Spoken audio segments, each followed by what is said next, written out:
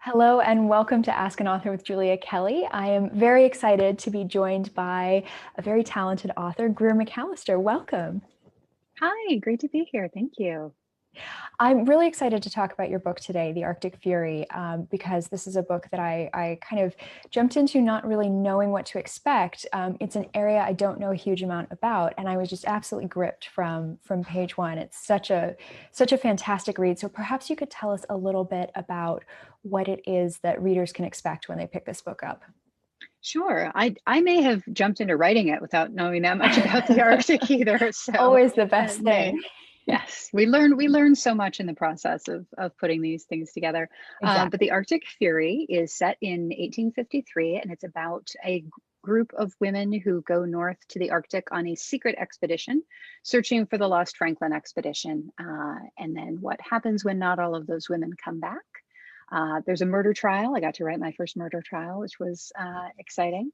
And I got to sort of cobble together this, sort of super group of 1850s, the types of women in the 1850s and some actual women from the 1850s, to send them on a fictional adventure to pretty much the most inhospitable place that any of us can imagine. So it's more of an action adventure story than some of my previous work.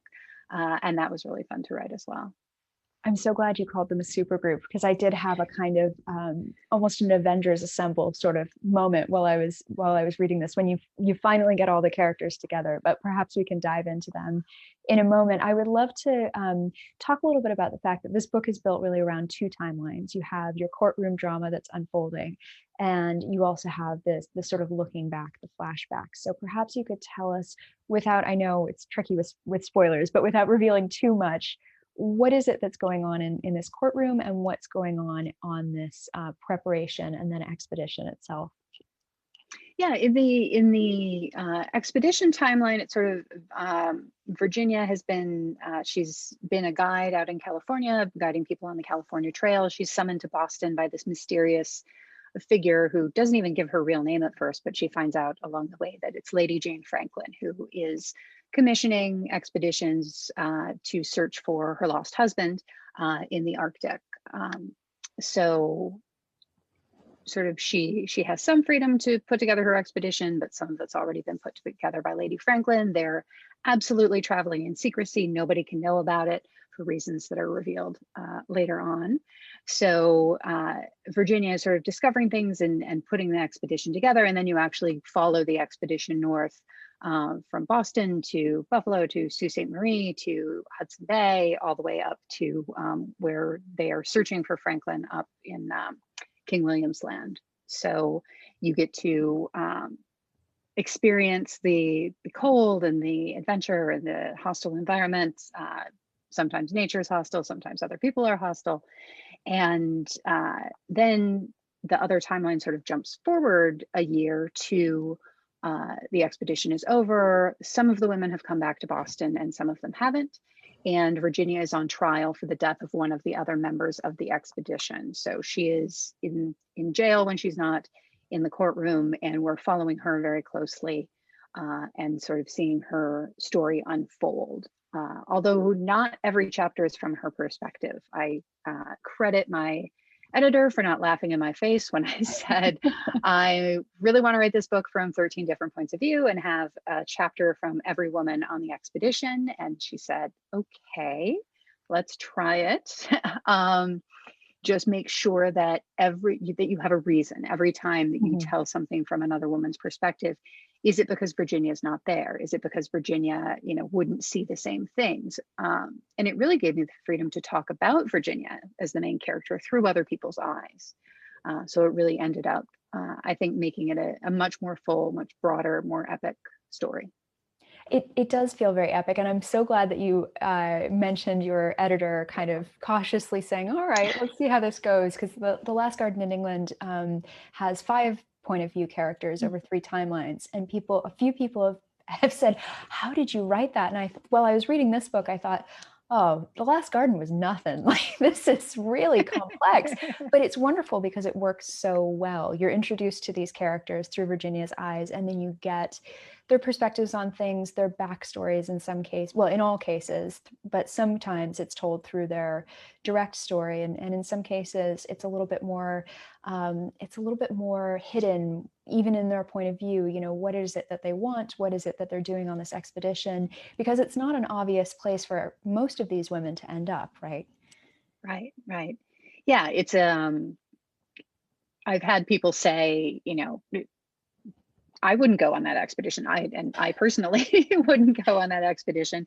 I have people who ask, "Oh, which character do you identify with most? Which character is most like you?" I'm like, "Well, they're all unlike me in the sense that they would do this."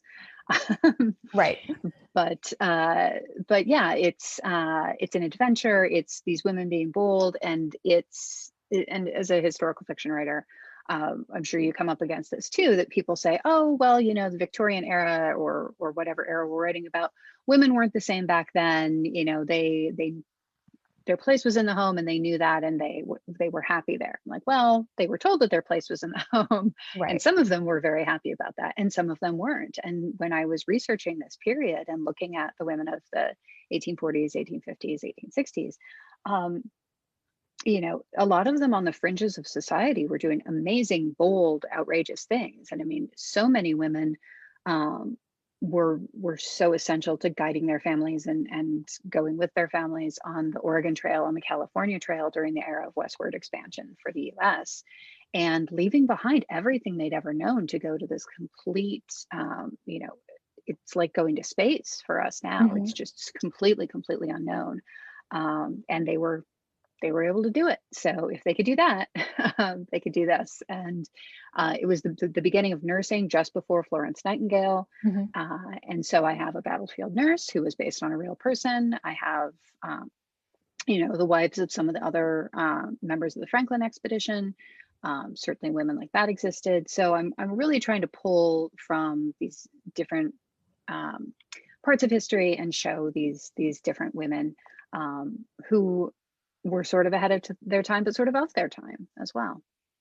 It's interesting that we've touched on this so early, because I did actually highlight something while I was reading the book, and the quote is, as part of a conversation, "Women can do far more than the narrow lens of society deems fitting. I suspect there is nothing, literally nothing, of which women are not capable." And I think you show that through this book, and it's not a collection of women who are all the same. They're not all, women who are driven to be mountaineers, as one of your characters is, or who've led people through to California and have done this trip over and over again, and they know, what it is to be cold and hungry and, in incredibly inhospitable conditions.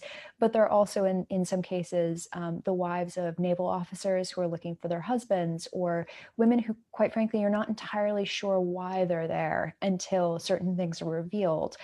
And I think it's interesting that it's a book that really shows the resilience of women, but also the fact that sort of when put in pressure cookers, when put under really difficult circumstances, women can absolutely rise to the occasion, just as men can. And some women don't, and they don't make those decisions that, we would like all of our heroes and heroines to be very noble and make the right choice.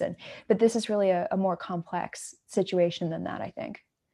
Yeah, I think that especially with the 13 different points of view, it really gave me the freedom to say, okay, not everybody is going to be, exactly like you're saying, experienced and courageous and capable, and not all of them are going to make good decisions. I get emails from people who are very mad at certain decisions that certain people made, and I totally understand that. But within the broader story, that's sort of what had to happen. That is what I felt that character needed to do. And like you said, with the Last Garden in England having 5 points of view, the story sort of tells you what it needs. And you're trying to tell a specific story, and it might be one timeline or three, it might be one perspective or five, and you figure it out as you go along. And that was really, I didn't know what most of these characters were going to do.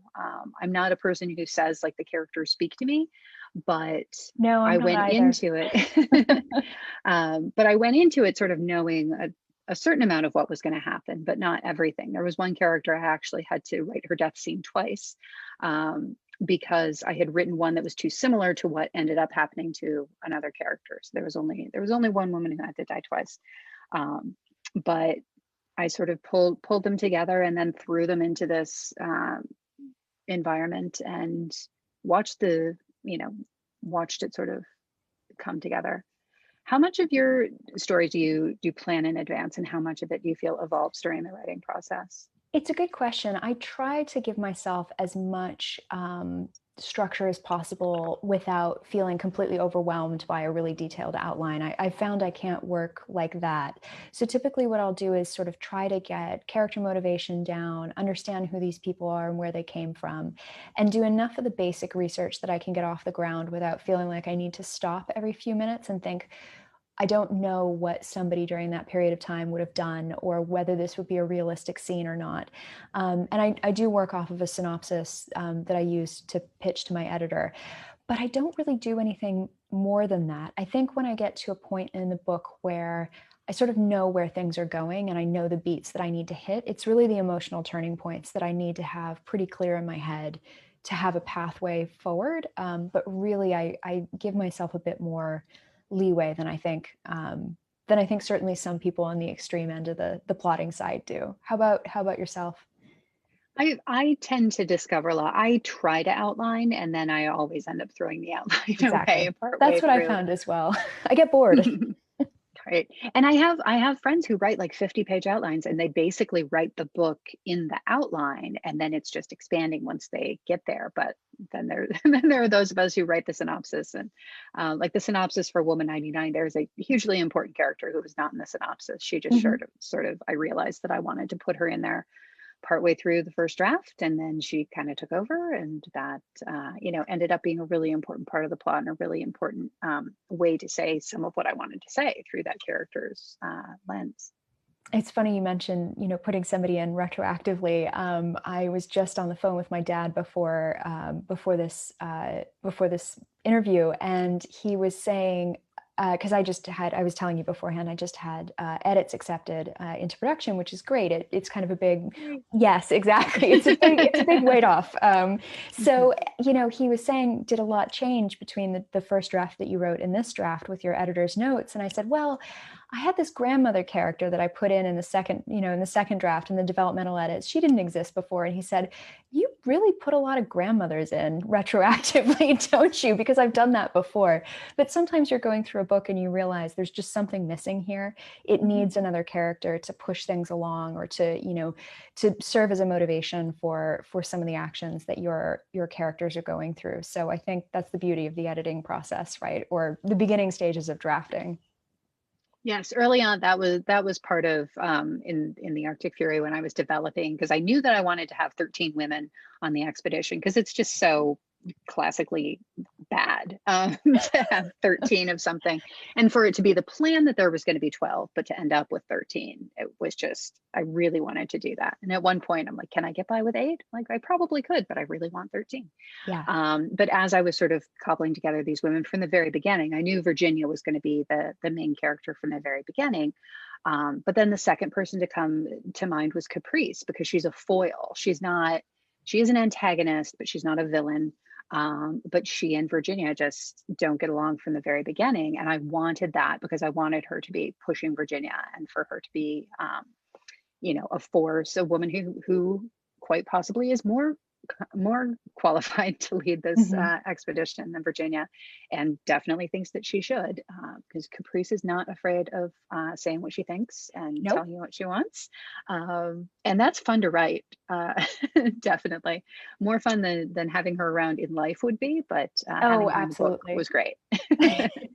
Well, I wonder if you could talk a little bit about Caprice, who is perfectly named, by the way. Um, I would love to hear a little bit about the background of researching somebody like her, because I know little bits and pieces about women, Victorian women who went on these incredible expeditions, excuse me, different thing. And they went through just these places that Western women had never seen before. And I'm always careful to say nobody had ever seen before, because I think Right. several times in your book you bring up the point that we think of these places as uninhabited and inhospitable, but they're not. There are absolutely people living there. There are people who have settled there, and then there are also, people who have been living there for centuries and centuries. And so I think we always have to be careful with perspective there. But perhaps you can talk a little bit about researching a woman like Caprice in this time period and what you found.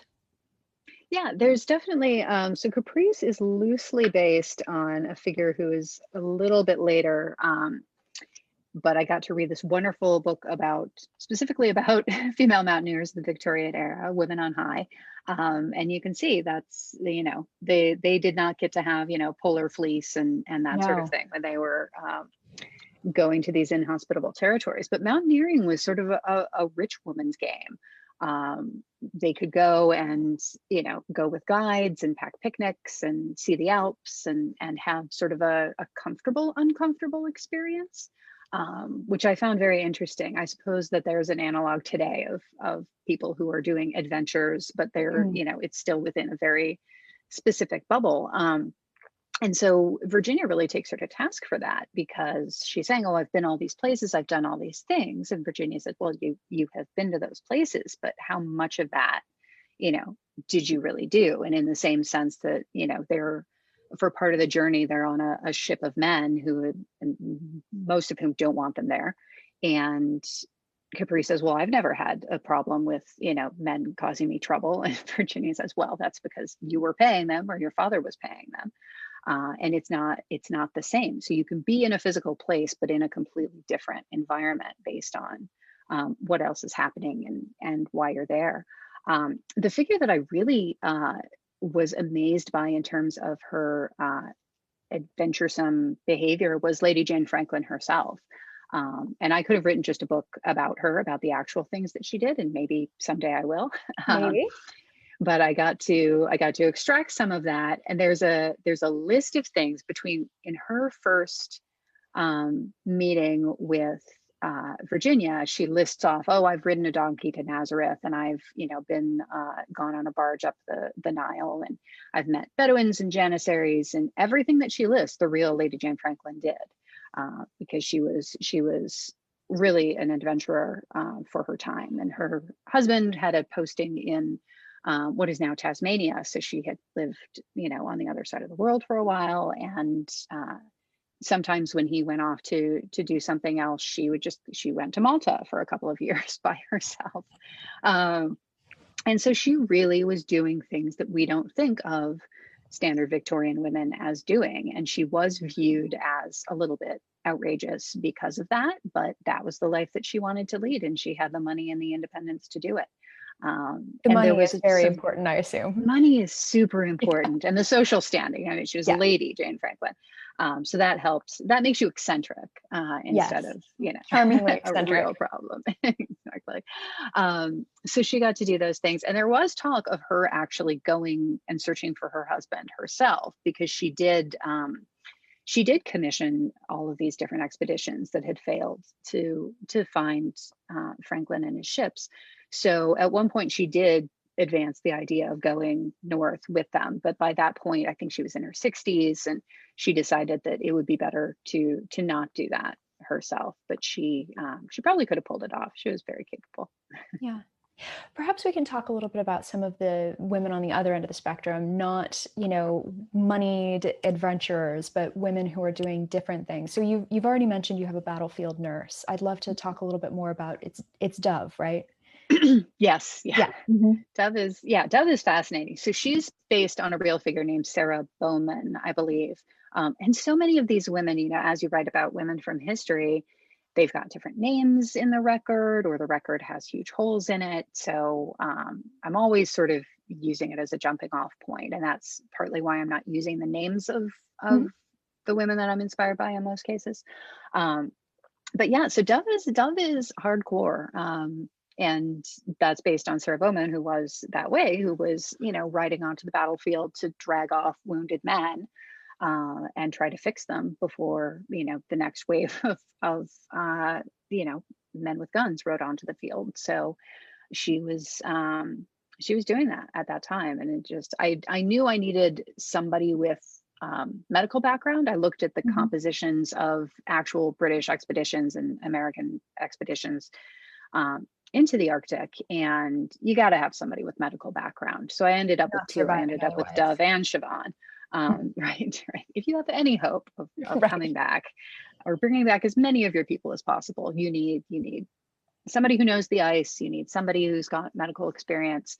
You just sort of have to cobble together the those types of capabilities. Mhm. And then there are women, like you said, on the other end of the social spectrum, um, that are servants that are just dragged along. Neither of them want to be there.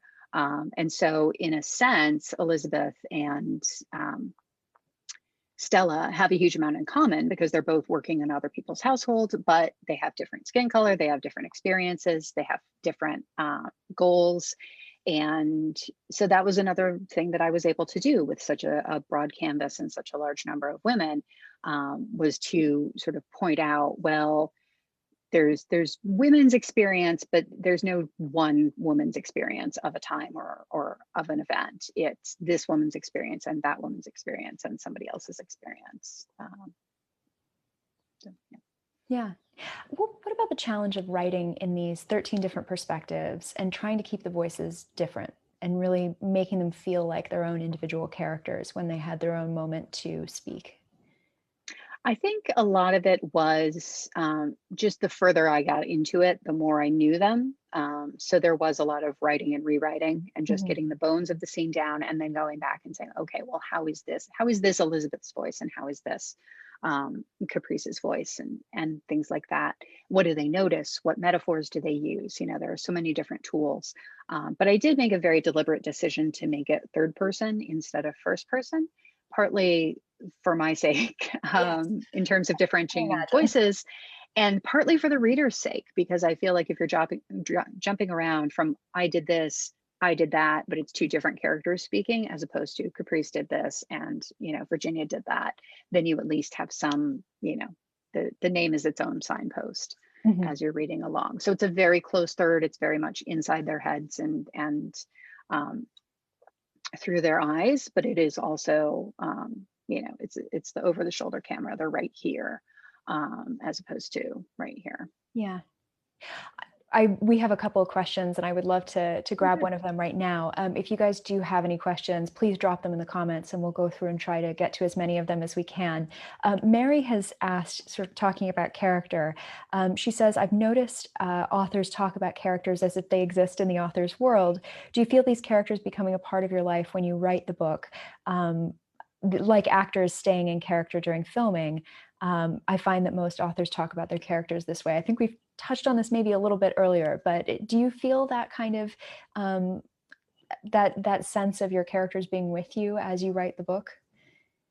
In a sense, I do. Yeah, like I said, they're not taking over, telling me what's going to happen, and they're not speaking in my ear. But I am thinking about them constantly when I'm in, especially that early drafting, that first draft phase. I go to bed thinking about them, and I wake up thinking about them. And I think I'm not a writer who writes every day. I'd be curious to hear about your process, but I can't write every day just due to can never say can't.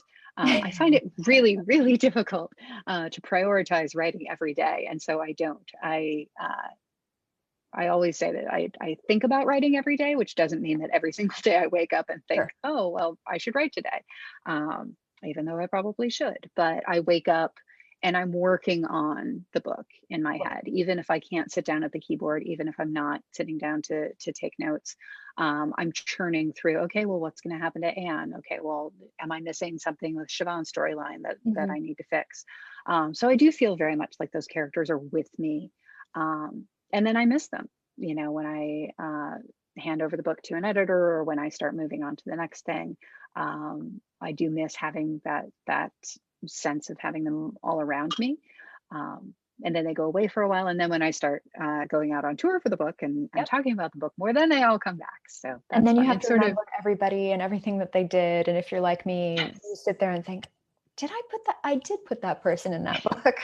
They did make it and through was that. it Exactly. Yeah. And was that the previous draft or not? So Right. what I did this time around, for The Magician's Eye, for my first one, I didn't listen to my audiobook for 2 years. I was terrified to listen to my audiobook, not because I thought it wouldn't be good, but because I was afraid I would be second guessing myself and editing it in my head, Oh, even that's though it was interesting. done. Mhm. And then 2 years later, I listened to it and I was totally fine. And so the window of time has gotten shorter with each book, and I actually listened to the Arctic Fury on audio the week it came out, and that really helped me sort of remember what had happened. It's also fabulous on audio. I really enjoyed the Mhm. performance, um, particularly with the men's voices, because the female narrators with male voices and male narrators with female voices, sometimes it doesn't always work out great. But Mhm. this Ava Kaminsky, who narrated the Arctic Fury, was fantastic. And there's an Australian, and there's all sorts of different people in the dialogue, but she did an amazing job. And that really that really reminded me, oh, that's right. Okay, that's what happens to this one. And then these when there's just I'm not going to talk too much about what happens, but yeah, then that brought all the characters back to life for me, listening to her performance. You are very brave. I have yet to listen to more than a snippet of one of my books on audio, and it Ah, was so strange hearing it in somebody else's voice. mhm, Especially this is a bit of a ridiculous story, but I had a character who was from Cornwall, mm, and I don't know why, but it just didn't equate until I listened to the audiobook that it would be read with a Cornish accent. And mm, it was so strange to me because obviously, I hear it in my head and whatever amalgamation of my accent plus something close to what I think that character would sound like. And I think it scared me a little bit, mhm. sort of having this disembodied experience from my own book. But that is actually a very, very good argument for listening to the audiobook. I've been told they're great and they're well narrated and all of those things. So maybe I need to with some time go back and take a listen. Sure. Time helps, but it is emotionally, yeah, I was afraid for a long time to Yeah, do that. I completely understand that. I'd love to talk a little bit about the men in this book because they really are in a supporting role and they take very different forms. I think for me, there are a few separations. There's the men in Boston, and then there are the men out in their various stages of the expedition. And then there's also men who are sort of villainous or have a very specific thing that they want a result from this courtroom drama that you have. And then there are also the men who sort of are faced with the realities of what these women experienced while they were actually out on the water, out on the ice, all of these things. Can you talk a little bit about weaving men into the story and the decisions that you made around what roles they would play and how much of the story they were going to take up? Yeah, I think when my books are often described as feminist historical fiction or women led or women forward, which they are 100%. I totally own that.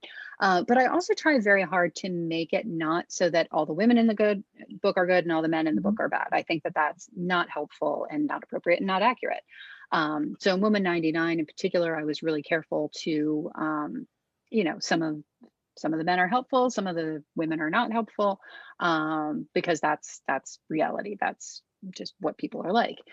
So the Arctic Fury, I try really hard not to write people who are pure villains or pure heroes, but probably the closest I've ever gotten to writing a pure villain is the prosecutor in the Just Arctic Fury. terrible. Dude is irredeemable. There is nothing good about him. And he No. exists purely to, destroy Virginia. And that's, if he's doing his job as a prosecutor, that's accurate. So I didn't feel like I needed to give him like a puppy outside the courtroom or anything to to humanize him, because he doesn't. His role in the story is not to be human. His role in the story is to be a jerk and cause fear, and he does that. But with the exception of him, I feel like the other men in the book, I've tried to add that complexity. I've tried to give them, you know, some uh, some ambiguity, and I think certainly the most developed of the characters in that way is the captain, Captain Malcolm. because he's not pure hero, he's not pure villain. He's a man of his time. He's also dealing with his own, constraints and his own situation in the world, where he's not going to be able to, ride in on a white horse and help. But he may be able to help in some way. I am trying very hard not to give too You're much doing away. a very, very good job. But I really enjoyed writing him, and he's inspired by a real figure from the period too.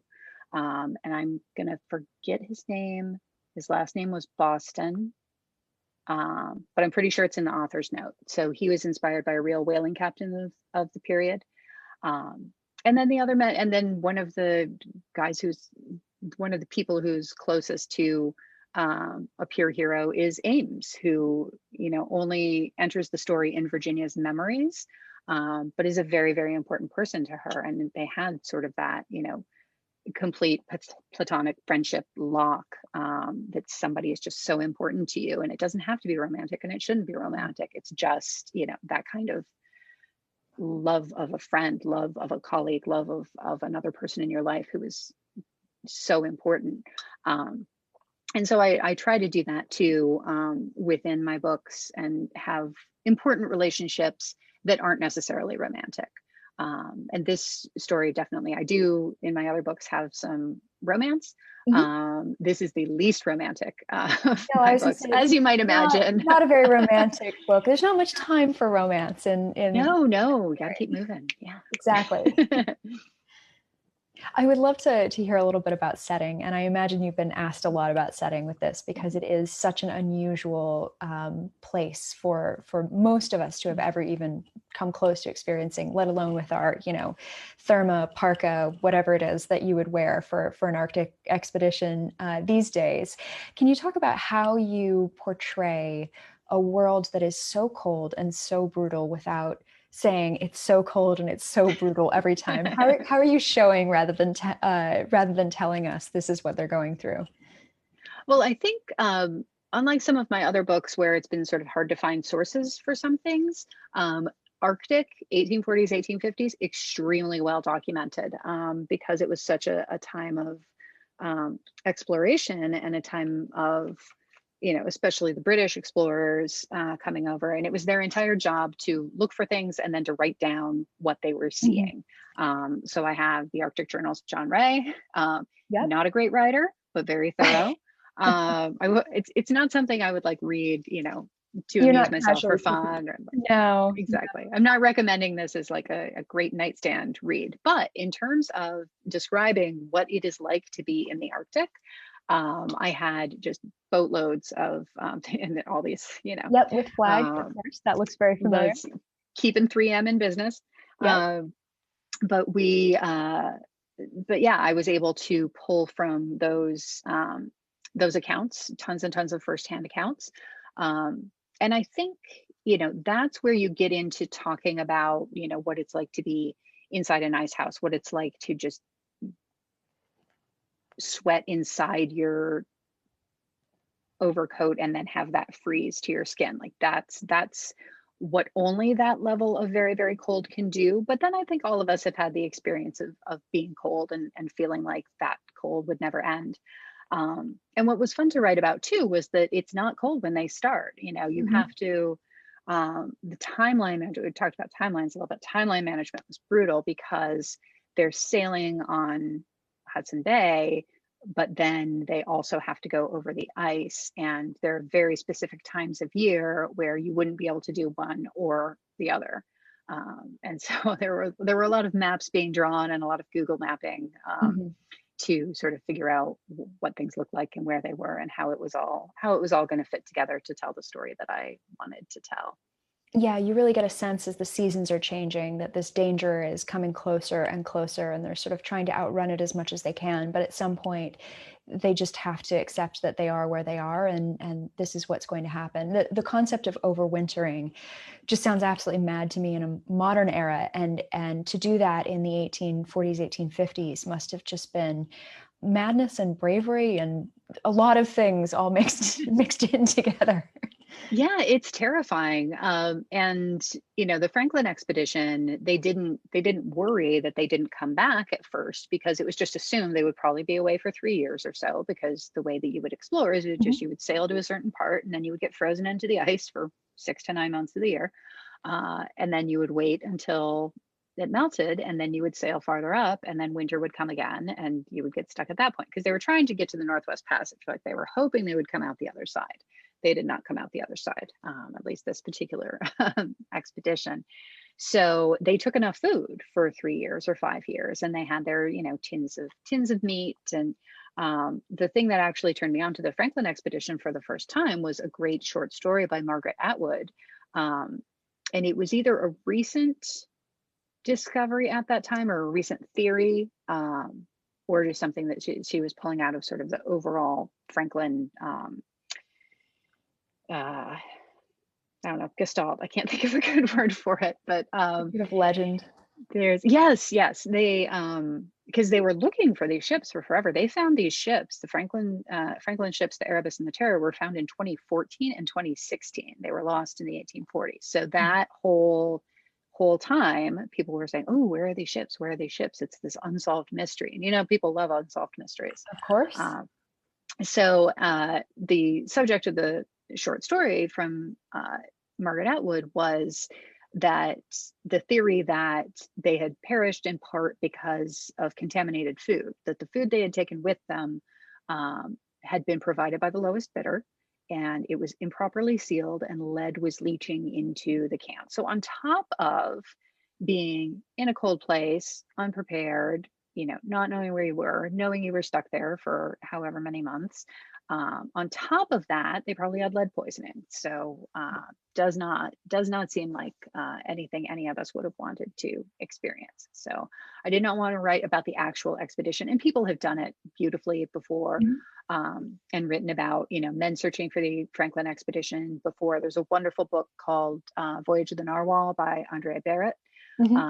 that's about an American expedition in search of Franklin. And it's great and it's wonderful, and I really recommend it. But the women in that book are more sort of what you would consider typical women of the time. They're Yeah. reduced to sitting around waiting for the men to come back, as opposed to having an adventure of their own.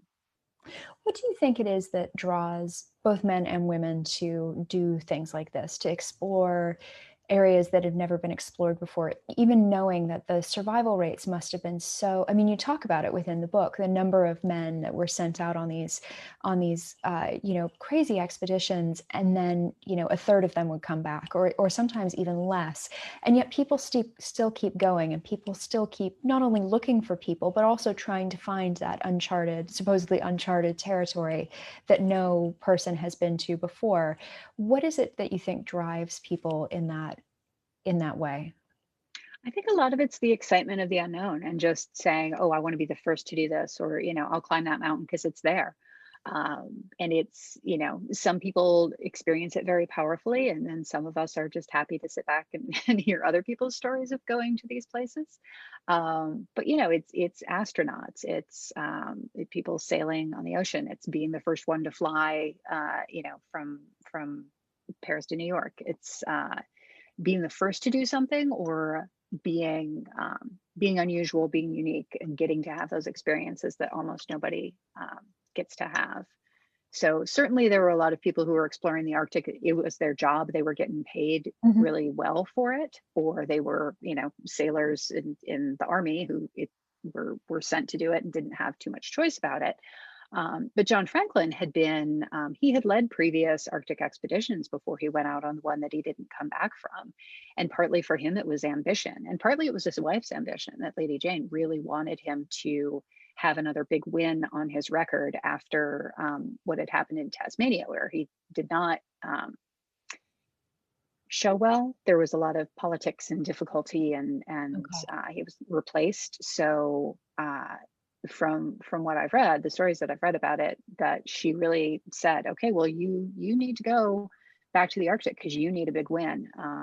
And then a lot of her sending the expeditions to look for him was keeping him in the public mind. And if he wasn't going to come back, at least she could protect his reputation. At least she could bring him glory. Sure. Um, even if he wasn't there to enjoy it. Yeah, it's protecting the legacy that she's so tightly associated with, of course, as his Yep. wife. Yep. Interesting. Exactly. I have some questions about the book, and then I have some questions that are away from the book a little bit, if you will. So perhaps we Sure. can go through a few of them. Um, Sherry asks if you could be one character in your book for a week, who would you choose and why? Ooh, that's interesting. Nobody's asked it that way before. I like that.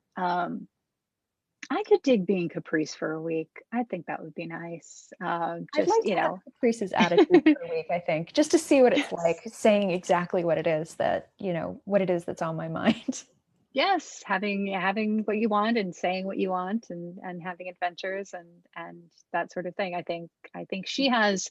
It's funny because she has the most freedom of probably any woman on the expedition, but she's still not completely free. She still feels constrained.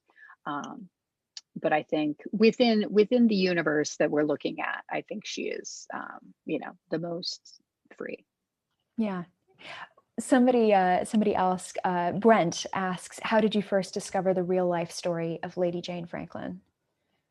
The very first thing that I saw about it was that Margaret Atwood short story, and that was mumbly mumble years ago when I was in graduate school.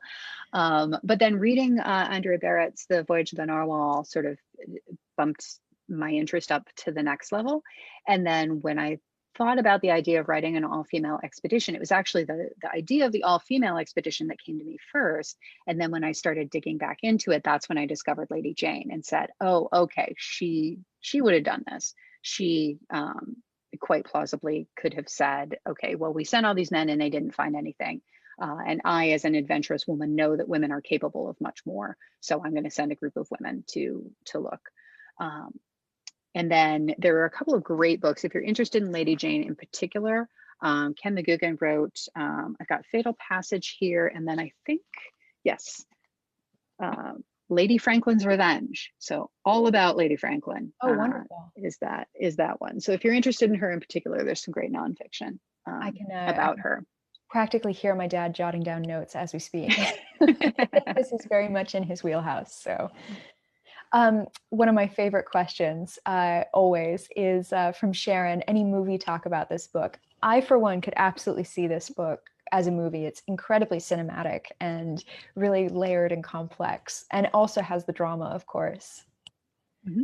There is talk. There is always talk. But the talk that is most advanced at this point, I can't say for Of sure course. where anything is, but the talk that is most advanced at this point is for TV. So like a limited series, sort of, That would be give them 5 or 6 episodes to really dig into it. Um, and who knows whether it'll ever come to fruition, but that the idea of seeing this on the screen is really powerful to me. I would love to see it happen. I love the fact that limited series, and especially what Netflix and Amazon and Hulu and all these different content providers have done over the last few years, is really open up the possibilities for books and a real adaptation of a book, as opposed to you have to condense for a 2 hour movie. There's just no possible way to get an entire book into 2.5 hours. So we'll keep our fingers crossed. I know that from watching friends who've had film and TV go through, and then watching friends who've also been optioned, I know it's a long process, and it's also a lot of hurry up and wait. So we'll keep our fingers crossed. So much uncertainty, but the good kind. Exactly, exactly. Wonderful. Well, I'd love to talk a little bit about writing process. I know that you said that you are not typically a writer who writes every single day, but what is it if you're sort of in a routine, in a good groove with a book? What does the writing day look like for you when you are writing? A lot of it's evenings and weekends because I'm fitting it in and around other things. But if I'm in that sort of first draft generation mode, I will get in at least a couple of hours every day, and going for word count. So just writing a very sloppy first draft to start with. I prefer to do a bunch of research, then write a very sloppy first draft, and then go back to researching. With the Arctic Fury, there was so much research to do, and I was under a much tighter time constraint, purely for my own fault. But it happened. It happens. And so I was writing and researching at the same time. And that was a lot tougher because that was trying to make forward progress on the book without getting so far over my skis that I would have to rewrite a whole bunch because I didn't really have time to rewrite as much as I sometimes do. Mhm. So so yeah, trying to fit all that in. I can use vacation time. I when we were when we were going out into the outside world, Yes. sometimes my husband would get me a hotel room for the weekend, and so the kids would stay at home with him, and I would go and just do nothing but write Saturday and Sunday and just That sounds love it. wonderful. It's really, I'm looking forward to eventually getting to do that again because I Yeah. haven't done that in over a year for obvious reasons. Um, but I find that it really does help. Like I said, my characters are on my mind the whole time, but I can really make so much more progress if I'm writing for, 48 hours. Well, I did sleep a little bit, but You'd hope so. having You have to that, keep fueled. yes, write, eat, sleep, write, eat, sleep, but being able to do that rather than half an hour here, 2 hours there, 4 hours there, those sorts of chunks. So do you have a similar process, or are you able to? I try to write every day, 5 days a week when I'm in sort of the early stages of drafting, just because I find, unfortunately, it's like exercise. It's easier if I do it every day, even if I don't love doing it every day. Yes. Um, but certainly when it's getting close to deadline, I have a day job, so I'm also fitting things around odd hours and all of that. So I certainly understand the nights and weekends, and there are times this last month where I just the one good thing about a pandemic, the silver lining, is it makes it very easy to block off time when you don't have the social obligations and things like that. I don't have kids or a partner, so in some ways that becomes a bit easier. I do still have to feed myself though, which is which is always a challenge when on deadline. But no, I find that's helpful, and I actually like the editing process over the drafting process. I find drafting exhausting, emotionally exhausting. I tend to be a sloppy drafter also, and then I'll go back and do a hard revision on things before handing it into an editor for the first time. But yeah, it's sort of evolved into its own process at this point, and I'm always prepared for a book to throw things completely off and decide, no, it all wants to be written at 5 o'clock in the morning, but only on Tuesdays and Sundays, and only when there's a full moon or something like Right. that. So Right. yeah. Yes. Do you have a preference between editing and writing? I like them both for different reasons. I like being done. Yep. That's the best part. But I like that first draft where I'm just throwing, because none of it's ever wrong. It's all there. It's when I get into the revision, it's much tougher. I'm like, okay, what doesn't belong? What needs more? What needs less? Um, but it's all satisfying in its different ways. And when I get to a certain point in the draft, I have to print it out and edit on paper. So I Hmm. don't do all my editing on paper, but when it's sort of okay, I've gotten to a complete draft, then I will print it and do some work in hard copy. Are you a all computer or all longhand, or how do you do it? It's so funny. I've gotten used to being all computer until this last book, and for whatever reason, I needed to print it and handwrite notes on. I didn't even do the sort of, because this was big picture edits. I didn't even do the line by line type of thing. I just literally on the margin column wrote, this is what needs to change in this scene, and this is what needs to get added, and I just used that as sort of my notes moving forward. And normally I edit. I used to be a TV news producer, so I would edit video. And the way you edit video now is very different than when I first learned. When I first learned, you had a tape deck and you had an empty tape, and you literally placed tape down, and it was called linear editing for that reason. And now you can edit non-linearly. You can grab a piece of an interview here and drop something in here and move everything around. And I think because of that, I do that normally with my developmental edits. I'll figure out what the biggest thing that I need to change is, and that goes at the top of the list, and that's the first thing I tackle. And then I go down the list doing the other things until I finally get to the part of the list that just says read the book. And that's making sure that I haven't moved anything into a strange place, I haven't killed somebody's father off and brought them back again, the big picture and little things. And I find that really helpful. But for whatever reason, this book, I started at the prologue and I went to chapter 1 and I went to chapter 2. And by that point, I realized apparently this book is going to get edited the traditional way. So there you go. Oh, Who knew? yeah. I've never written in order, and I don't think I've ever edited in order. It's Oh, funny. that's interesting. So you don't sit down and start from chapter one and move to chapter two. Are you moving in scenes or? Well, I start because I usually do the synopsis to sell the book and maybe the first 3 or 4 chapters. So I will start at the beginning, but then I will skip to the end. Then I will sort of plunk some things down in the middle. And yeah, and that first draft for me is just all out of order and just write whatever I feel like working on at that moment. And then just write until the holes are all closed up. Um, That's so interesting. so.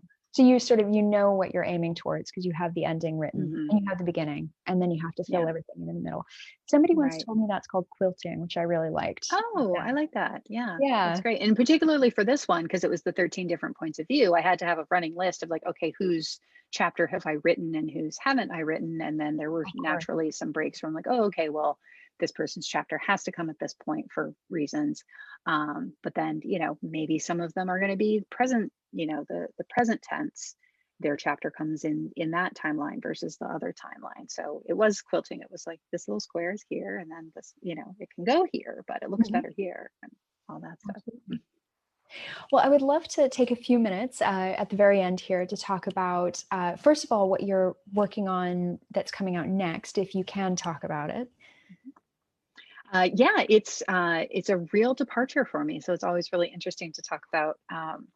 So I don't have any more books this year. I have a book coming out in 2022, and it is the first of a series. I've never written a Oh, series before, and it is a new genre for me. It is epic fantasy. wonderful. So the series is called The Five Queendoms. I can't talk about titles within the books yet, but Sure. the series is called The Five Queendoms. And the shorthand for it that we've been using is it's sort of a matriarchal Game of Thrones. So it's epic fantasy, magic, monarchs, um, sort of an ancient Rome level of technology. And everyone in charge is women. It's just pure matriarchy, pure female default world. And then girls suddenly stop being born. So everything is thrown into upheaval and chaos. And upheaval and chaos always make for good reading. Absolutely.